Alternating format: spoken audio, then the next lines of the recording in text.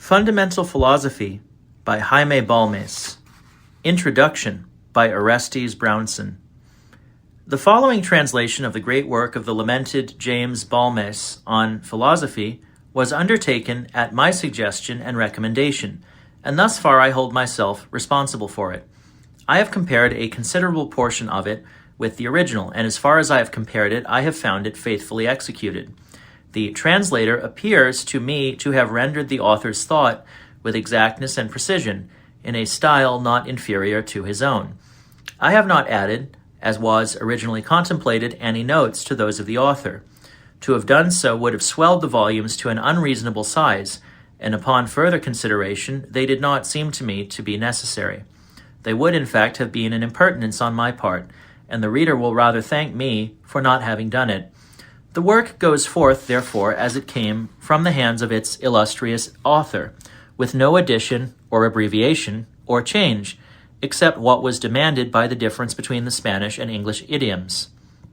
James Balmes, in whose premature death in 1849 the friends of religion and science have still to deplore a serious loss, was one of the greatest writers and profoundest thinkers of Spain, and indeed of our times. He is well and favorably known to the American public by his excellent work on European civilization, a work which has been translated into the principal languages of Europe. In that work he proved himself a man of free and liberal thought, of brilliant genius and varied and profound learning.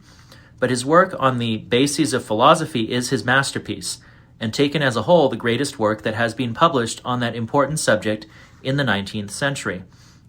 Yet it is rather as a criticism on the various erroneous systems of philosophy in modern times than as containing a system of philosophy itself that I have wished it translated and circulated in English.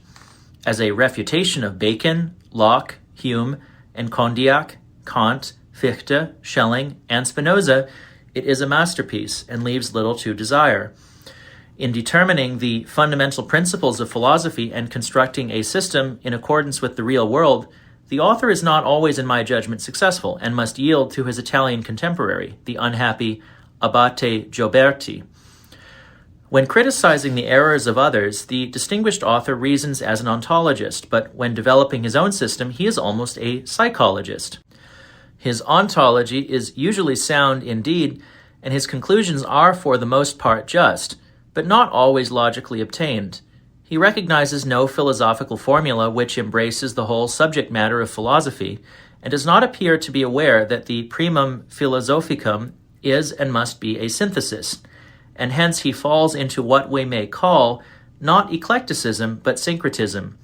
This is owing to the fact that his genius is critical rather than constructive, and more apt to demolish than to build up. What I regard as the chief error of the illustrious Spaniard is his not recognizing that conceptions without intuitions are, as Kant justly maintains, empty, purely subjective, the mind itself, and hence, while denying that we have intuition of the infinite, contending that we have a real and objectively valid conception of it. Throughout his book, the reader will find him maintaining that the human mind may, by discursion, attain to valid conceptions of a reality which transcends intuition. This I regard as an error. Discursion is an act of reflection, and though there is always less, there can never be more in reflection than in intuition. If we have no intuition of the infinite, we have and can have no proper conception of it, and what is taken to be a conception of it is simply the human mind itself, and of no objective application or validity. The excellent author is misled on this point by supposing that in intuition of the intelligible, the mind is the actor and not simply the spectator, and that an intuition of the infinite implies an infinite intuition. In both cases, he is mistaken. In intuition, we are simply spectators, and the object affirms itself to us. In intuition of the infinite, it is not we who perceive and affirm the infinite by our own intellectual act, but the infinite that reveals and affirms itself to our intellect. In apprehending the infinite as thus revealed and affirmed, we of course apprehend it in a finite, not in an infinite manner. That which is intuitively apprehended is infinite, but the subjective apprehension is finite. The limitation is on the part of the subject, not on the part of the object. The error arises from failing to distinguish sharply between intuition and reflection. In intuition, the principal and primary actor is the intelligible object. In reflection, it is the intellective subject. In the intuitive order, the object presents itself as it is, with its own characteristics. In the reflective order, it is represented with the limitations and characteristics of the thinking subject. As the subject is limited, its conceptions are limited, and represent the infinite not as infinite, but as the not finite. And it is, in the reflective order, if we operate on our conceptions instead of our intuitions, only by a discursive process that we can come to the conclusion that the not finite is the infinite.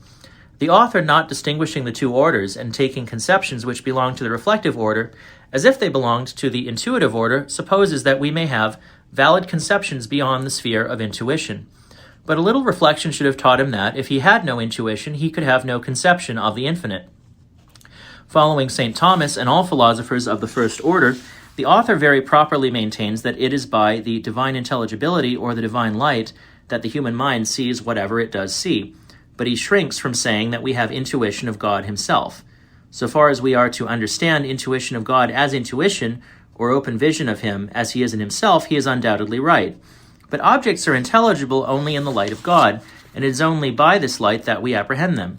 Do we ever apprehend objects by the light of God without apprehending the light which renders them apprehensible? In apprehending the object, we apprehend first of all the light, which is the medium of its apprehension. The light of God is God, and if we have intuition of the light, we must have intuition of him who is the true light, that enlighteneth every man coming into this world. We cannot see God as he is in himself, not because he is not intelligible in himself, but because of the excess of his light, which dazzles and blinds our eyes through their weakness. So very few of us can look steadily in the face of the sun without being dazzled, yet not therefore is it to be said, we cannot and do not see the sun. The author does not seem to be aware that substance, as distinguished from being or existence, is an abstraction, and therefore purely subjective, and no object of intuition. Abstract from a thing all its properties or attributes, and you have remaining simply zero.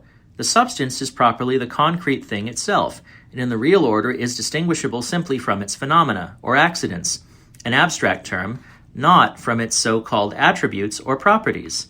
Hence, the question so much disputed whether we perceive substances themselves is only the question whether we see things themselves or only their phenomena. This question the Scottish school of Reid and Sir William Hamilton have settled forever, and if it had not, Balmes has done it, making the correction I have suggested in a manner that leaves nothing further to be said. The author's proofs of the fact of creation are strong and well put, but fail to be absolutely conclusive in consequence of his not recognizing intuition of the creative act. They all presuppose this intuition and are conclusive because we in reality have it. But by denying that we have it, the author renders them formally inconclusive. We have intuition of God, real and necessary being. We have also intuition of things or existences, and therefore must have intuition of the creative act, for things or existences are only the external terminus of the creative act itself. Hence it is that Ghiberti very properly makes the ideal formula, or primum philosophicum, the synthetic judgment, ens creat existentias. Real and necessary being creates existences. This formula or judgment in all its terms is given intuitively and simultaneously, and it is because it is so given we are able at one blow to confound the skeptic, the atheist, and the pantheist. The illustrious Spaniard uses in all his argument this formula, but he does so unconsciously, in contradiction, in fact, to his express statements, because he could not reason a moment, form a single conclusion without it. His argument in itself is good, but his explication of it is sometimes in fault. If the learned and excellent author had recognized the fact that we have intuition of the creative act of the first cause, and the further fact that all second causes in their several spheres and degree imitate or copy the first, he would have succeeded better in explaining their operation. He does not seem to perceive clearly that the nexus which binds together cause and effect is the act of the cause, which is in its own nature causative of the effect, and by denying all intuition of this nexus, he seems to leave us in the position where Hume left us, because it is impossible to attain by discursion to any objective reality of which we have no intuition. These are all, or nearly all, the criticisms I am disposed to make upon the admirable work of Balmes. They are important, no doubt, but really detract much less from its value than it would seem. It has, in spite of these defects, rare and positive merits. The author has not indeed a synthetic genius, but his powers of analysis are unsurpassed, and as far as my philosophical reading goes, unequaled. He has not given us the last word of philosophy, but he has given us precisely the work most needed in the present anarchical state of philosophical science. Not one of the errors to be detected in his work is peculiar to himself, and the most that the most ill-natured critic can say against him is that, while he retains and defends all the truth in the prevailing philosophy of the schools, he has not escaped all its errors.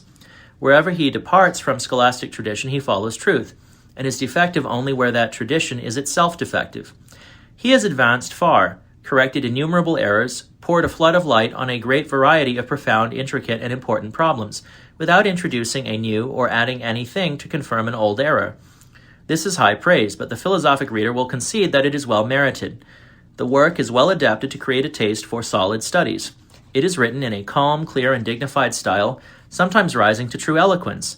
The author threw his whole mind and soul into his work, and shows himself everywhere animated by a pure and noble spirit, free from all pride of opinion, all love of theorizing, and all dogmatism.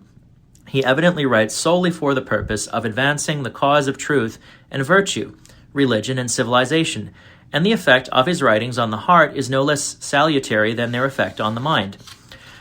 I have wished the work to be translated and given to the English and American public, not as a work free from all objections, but as admirably adapted to the present state of the English and American mind, as admirably fitted to correct the more dangerous errors now prevalent among us, and to prepare the way for the elaboration of a positive philosophy worthy of the name. We had nothing in English to compare with it, and it is far better adapted to the English and American genius than the misty speculations we are importing and attempting to naturalize from Germany. It will lead no man into any error which he does not already entertain, and few, perhaps none, can read it without positive benefit, at least without getting rid of many errors. With these remarks, I commit these volumes to the public, bespeaking for them a candid consideration. The near relation in which I stand to the translator makes me anxious that his labors should be received with a kindly regard. He who translates well a good book from a foreign language into his own does a service to his country next to that of writing a good book himself. O. A. Brownson, August 7th, 1856.